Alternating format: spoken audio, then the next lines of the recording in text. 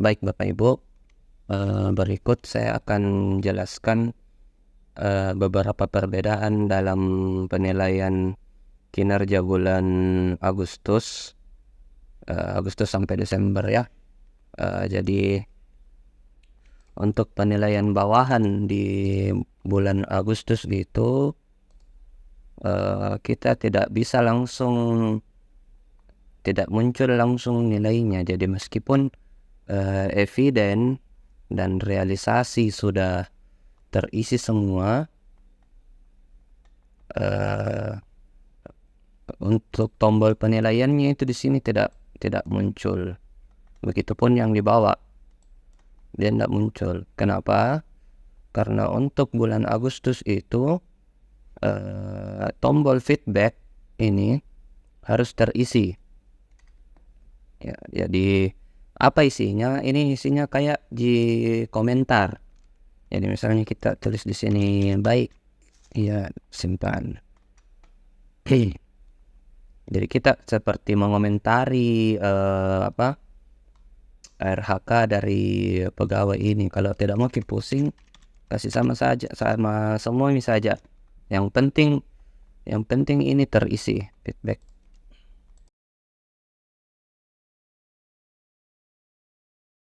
Jadi ini semua harus diisi, tidak boleh ada yang kosong.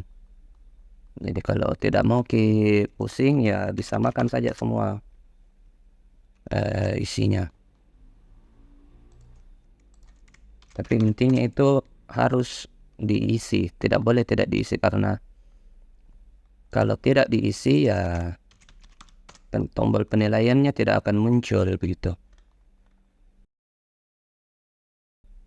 Oke, sekarang feedback semua sudah terisi. Dan kenapa rating hasil kerja belum muncul? Karena pegawai yang dinilai belum menginput rencana aksi. Ini. Jadi pegawai yang dinilai juga semua harus menginput juga rencana aksi.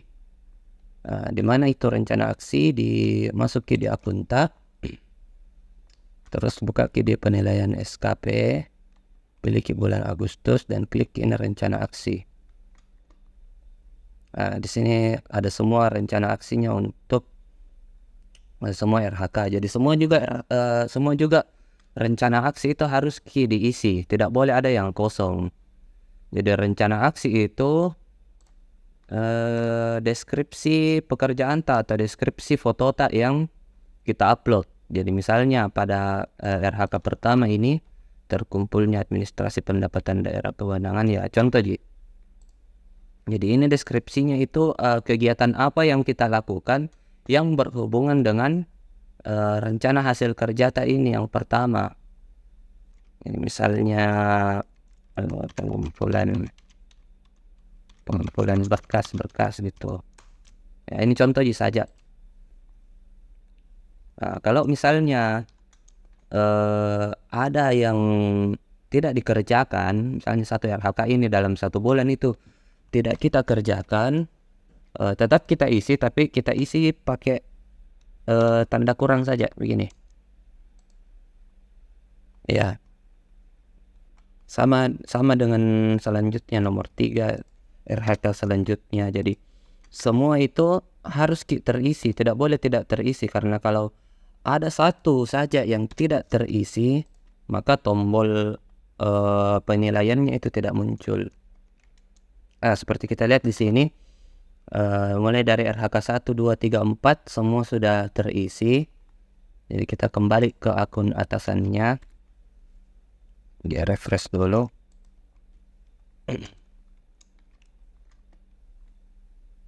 Jadi sudah bisa dilihat di sini rencana aksi di RHK-nya. Toh sudah ada muncul. Yang kedua juga sudah ada. Intinya dia harus kita isi. Di sini tombol rating hasil kerja sudah muncul nih. Bisa menilai sesuai ekspektasi. Simpan.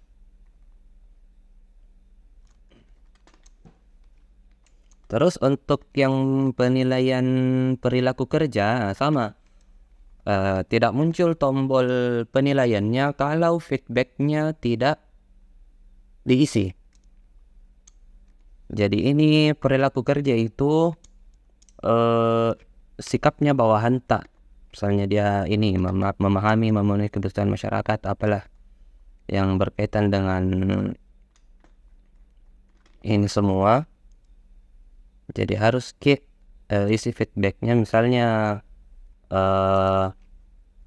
kinerjanya atau sikapnya bagus, jadi tulis saja bagus. Atau kalau mau kasih, jadi feedback ini intinya sama aja seperti komentar, kita mengomentari kerja dan sikapnya staff tak. Ya, kalau ndak mau pusing ya samakan saja semua, yang penting intinya itu yang penting terisi semua ini feedbacknya. Ya, kita isi semua dulu.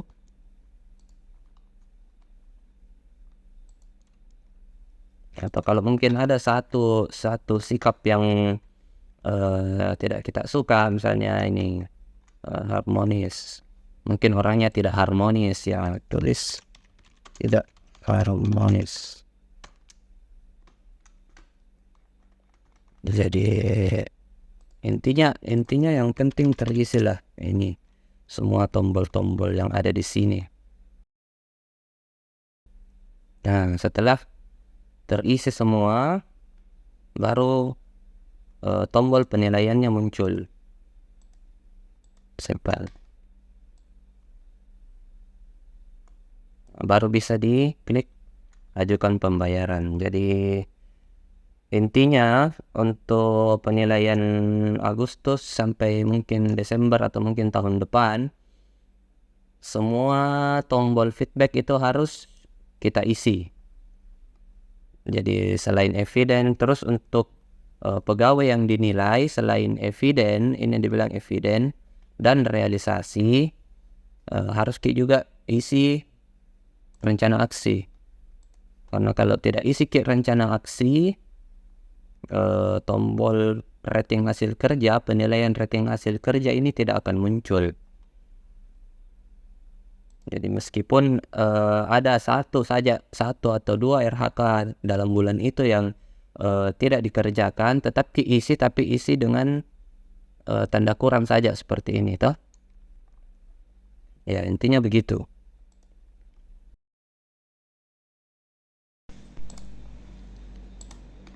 Selanjutnya bagi staf yang absensinya di bawah 50%, itu penilaiannya akan muncul informasi seperti ini. Pegawai memiliki kehadiran di bawah 50% dan penilaiannya hanya satu, yaitu di bawah ekspektasi. Jadi biar banyak bagaimana dikerja, biar lengkap semua ini isian, tapi staf yang dinilai itu kehadirannya di bawah 50%, maka tidak ada pilihan lain selain di bawah ekspektasi. Sama dengan perilaku kerja pun begitu, tidak ada pilihan lain selain di bawah ekspektasi. Jadi secara tidak langsung penilaian kinerja ini dikali 0 ceritanya. Jadi yang TPP yang diterima kalau di bawah penilaian di bawah kehadiran yang di bawah 50% itu, TPP yang diterima hanya TPP kehadiran saja. Untuk TPP kinerja itu 0.